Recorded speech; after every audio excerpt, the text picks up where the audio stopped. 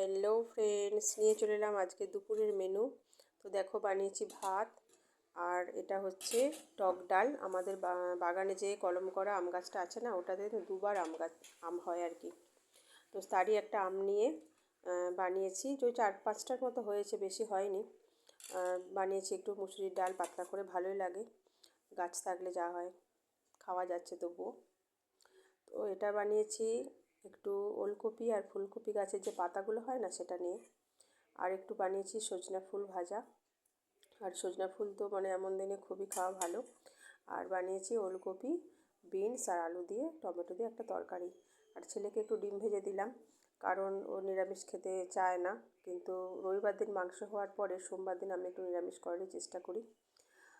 আর ও যাচ্ছে আজকে আমার বাপের বাড়ি, ওর বাপি আজকে ওকে ওখানে পৌঁছে দেবে। আর অনেক দিন পর যাচ্ছে, বেশ আনন্দ করবে। আর পরীক্ষা হয়ে গেছে তো, সেই জন্য বেশ কটা দিন একটু ঘুরে আসুক। তো তোমাদের নিশ্চয়ই খাওয়া দাওয়া শুরু হয়ে গেছে, আমি এখনও মেয়েকে খাওয়াবো। আর এই রান্নাগুলো যখন করেছিলাম তখন বাজে সকাল 9টা, কিন্তু আমি এখন দুপুরবেলা তোমাদের সাথে শেয়ার করছি। তো এইটা আমার মেয়েকে আমি এখন খাওয়াবো, খাইয়ে তারপর নিজে খেতে বসবো। তো চলো, কেমন লাগলো অবশ্যই জানাবে। টাটা।